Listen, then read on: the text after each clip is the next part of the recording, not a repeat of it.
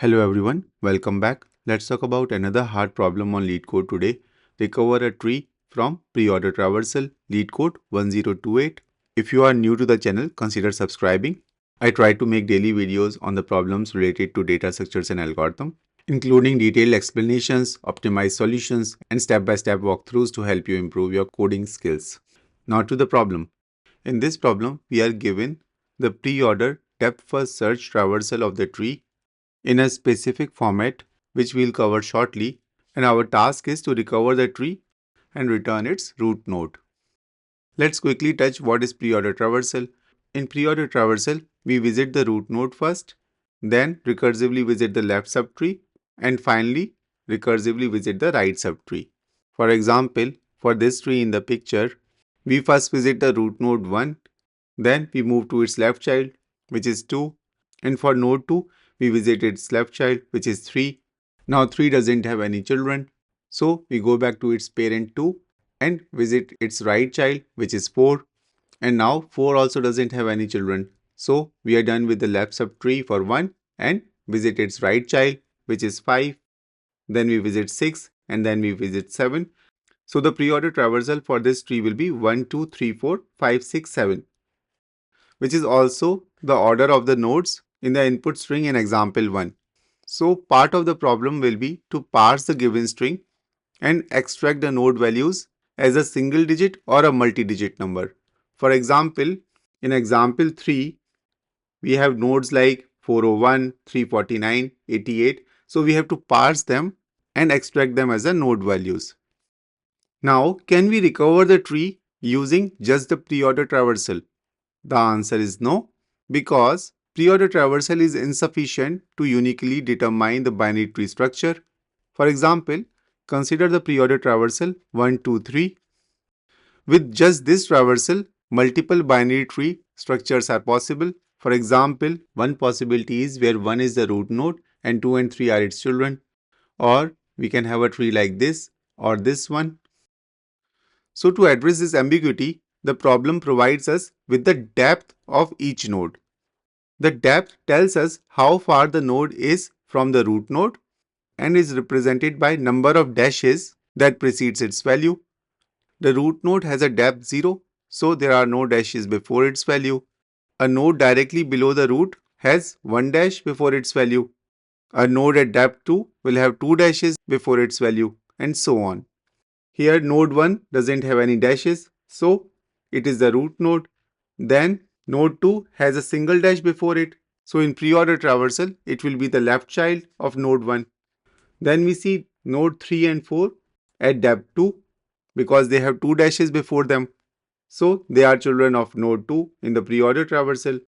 Then we see node 5 which has 1 dash before it, so it is the right child of node 1 with depth equal to 1. And then we see 2 dashes before 6 and 7. So they are left and right child of node 5 at depth 2. At this point, we are given both preorder traversal and depth information for all the nodes. However, is this information sufficient to construct the binary tree uniquely? The answer is again no. Consider the case when a parent node has only one child. Then how can we determine if the child is left child or right child? For example, again consider the case when we are given the preorder traversal as 1 to 3 with node 1 at depth 0, node 2 at depth 1 and node 3 at depth 2. Now, once we have our root node, how do we know that node 2 should be left child or right child? Similarly, for node 3, how do we know if the node 3 is the left child or the right child of node 2? So there will be multiple possibilities with different tree structures like this one or this one and so on. So to address this ambiguity, the problem includes an important rule. If a node has only one child, that child is guaranteed to be the left child. So this makes our life easy. And now one final point to note. The input string contains dashes to represent the depth of the nodes. So to make the parsing of the string easier and avoid confusion between a dash for a depth and a dash that might indicate a negative value, like for example -3, the problem ensures that all node values are positive integers and they are in the range 1 to 10 to the power of 9 and At max, we will have 1000 nodes in the original tree. Now let's go through example 2 as well. So we start with root node with value 1, which has no dashes before it. So we create a node with value 1 and assign it at depth 0. Then we see node 2 with 1 dash before it. So it has depth 1 and it is a left child of node 1. Then we see 3 with 2 dashes before it. So it should be at depth 2 and must be the left child of node 2. Then we see value 4 with 3 dashes before it. So it must be at depth 3 and must be left child of node 3. Then we see node 5, but it only has 1 dash before it. So that means we are done with the left subtree and we come back to the parent. And the parent node 1 at depth 0 already has a left child. So this must be the right child at depth 1. Then we see node 6 with 2 dashes before it. So the depth is 2 and it must be the left child of node 5. Then we see 7 with 3 dashes before it. So it should be at depth 3 and must be left child of node 6. And now we are done with the whole string. So this will be our output tree. Now let's jump into the solution space. Now to construct the binary tree, we process the given string while following the preorder traversal. As we traverse the string, we encounter either the dashes or the digits. So first we see the dashes and then we see the digits. For example, here we see there are 0 dashes and then number 1 follows. Then there is 1 dash and then number 2 follows. And then there are 2 dash and then number 3 follows and so on. So first we parse the string to extract the depth, that is number of dashes followed by the node value. And node value is made from consecutive digits. So first we get depth 0 for node 1, then we get depth 1 for node 2, depth 2 for node 3 and so on. And once we have the current node, we need to determine where it belongs in the tree. The depth tells us how deep the node is and the digits give the value of the current node. At first, it may seem that grouping the nodes by their depth, like a level order traversal, could work. However, this approach fails because the nodes with the same depth can belong to the different parent nodes. For example, in this tree, how can we know if node 6 at depth 2 belongs to node 2 or node 5? So instead, we need to follow the preorder traversal and track the depths dynamically. In the preorder traversal, node appears in depth first as we move deeper into the tree before coming back up. For example, consider this tree where the preorder traversal will be 1, 2, 4, 5, 3 and the corresponding depths will be 0, 1, 2, 2, 1. So from this, we observe the rule that if current node's depth is greater than the previous node's depth in the preorder traversal, then it must be the left child of the previous node. For example, the depth of node 2 is 1 and that of node 1 is 0. So, as the depth is increasing, node 2 is the left child of node 1. Similarly for node 4 and node 2, here also the depth is increasing.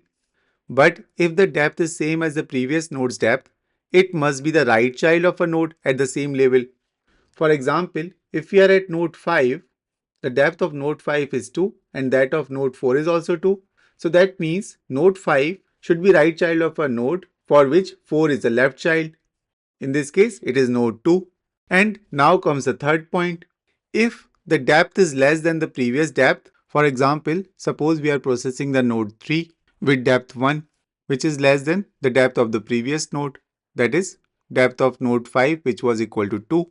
So here it means we are coming out of a deeper subtree and need to backtrack to find the correct parent node. For example, here we were at node 5, so we need to backtrack all the way up till node 1 where the depth becomes 0, which is 1 higher than the depth of node 3. So it should be the parent of node 3. So as node 1 already has a left child set, this must be the right child. Now when we look at these behaviors carefully, they fit perfectly with the stack mechanics. As we go deeper in the tree, the current node can be pushed onto the stack because it may have children in the later steps. And when the depth decreases, we pop elements from the stack until we find the correct parent node. So think of the stack as storing the current path as we are navigating in the tree. First, we parse value 1 with depth 0. So we create the node and push it onto the stack. Then we see number 2 at depth 1. So we create the node 2 and make it left child of node 1. But how do we know if 1 is child of node 2? So this is where again stack will help us. The node at the top of the stack is always the most recent unprocessed node. So for example, here it is node 1, and as node 1 didn't had a left child, we assign node 2 as a left child of node 1. And as the depth is increasing, we push node 2 onto the stack, and now node 2 is the most recent unprocessed node. And notice one thing, that the bottommost element in the stack has depth 0, top element now has depth 1. So if we add one more element, that will have depth 2, and so on. So this is how the stack will handle the depth of the path we traverse through pre-order traversal. So then we see node 3 with depth 2. So we create a node 3 and now we have to link it, and now the top of the stack is node 2 and it does not have a left child. So we will link node 3 as a left child of node 2 and push it onto the stack. Then we see value 4 with depth 3. So we create the node 4, and as the top of the stack, that is node 3, doesn't have a left child, we link it as a left child of node 3 and push it onto the stack. And now comes node 5 with depth equal to 1. So we create the node 5, and now the depth has decreased to 1. So that means we have to pop out all the nodes from the stack which have depth more than 0, because the parent node for this node 5 will be at depth equal to 0. And as we already discussed, the length of the stack at any point corresponds to the depth of the current node in the pre-order traversal. For example, length of stack is 4, hence depth of node 4 is 3, hence it cannot be parent of node 5. So we pop it out. Now we see node 3 on the top of the stack, which has a depth equal to 2, which is more than depth equal to 0. So we pop it out as well. Then we see node 2 on the top of the stack, which has depth equal to 1, more than depth equal to 0. So we pop it out from the stack. And finally, we have node 1 with depth equal to 0. And now it can be the parent of node 5, but it already has a left child assigned to it. So node 5 can be right child of node 1. And now let's push node 5 onto the stack. Then we see node 6 with depth equal to 2. So we create the node and make it the left child of node 5 and push it onto the stack. And finally we see node 7, which has depth equal to 3. So we create the node and make it left child of node 6. And now we are done with all the characters in the string. So this is how our tree will be constructed. But we have to return the root node, which is at the bottom of the stack. So either we can pop out all the elements from the stack and return the last element, or in different stack implementations, it is possible to get the last element from the stack, which we can use, and return the root node 1 as our answer. And now in terms of time complexity, it will be O of n, where n is the length of the string, because we are processing the string character by character and creating tree nodes from it. And then each tree node is pushed or popped from the stack at most once, making it O of n operation. And in terms of space complexity, it will be O of h, where h is the height of the tree, which comes mainly from storing the tree nodes onto the stack, which will be proportional to the maximum depth of the tree. But in the worst case, in case the tree is not balanced, it will be O of m, where m is number of nodes in the tree. And in any case, we have to construct the binary tree, which will again take O of m space. Now let's jump into the code part. First, let's initialize a stack to keep track of nodes in the pre-order traversal. And in Java, we can use array-DAC implementation for that. Let's also initialize I as the iterator on the input string and n as the length of the input string. Now we will iterate on the traversal string character by character.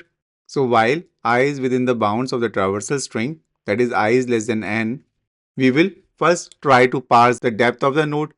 So let's initialize depth equal to 0. And while we get the consecutive dashes, we increment the depth as well as move the I pointer forward. And once we have extracted the depth, we will try to read the value of the node. So let's initialize the value to 0. And again, while we get the consecutive digits, we will continue to multiply the existing number by 10 and add the current digit to the value. And once we have extracted the value, we will create a tree node from it. And now we have to find the position of the tree node in the tree. Now, while the depth of the elements at the top of the stack is greater than or equal to the depth of the current node, that is the size of the stack is greater than d, then we should pop them out so that we get the parent node at the top of the stack. So if the stack is not empty, we get the top node on the stack as the parent of the current node. And if the parent's left child is null, we assign the current node to the left, otherwise we assign it to the right. And after this, we push the current node onto the stack since it may have its own children in the subsequent steps. Once the loop processes every node in the string in the pre-order fashion, we return the root of the tree, which will be at the bottom of the stack. So if the stack is empty, we will return null, but given the constraints, this shouldn't happen. So we can return the last element from the stack using getLast method in ArrayDeck. So now let's submit this code. Awesome. So that's all for this video. I hope this video was useful to you. If it was, please give it a thumbs up and share it with others who might benefit from it. If you haven't subscribed the channel yet, make sure to hit the subscribe button and turn on the notification bell so that you never miss an update. Your support helps me create more content like this. If you have any questions or suggestions, feel free to leave them in the comments below. Thanks for watching and see you in the next one.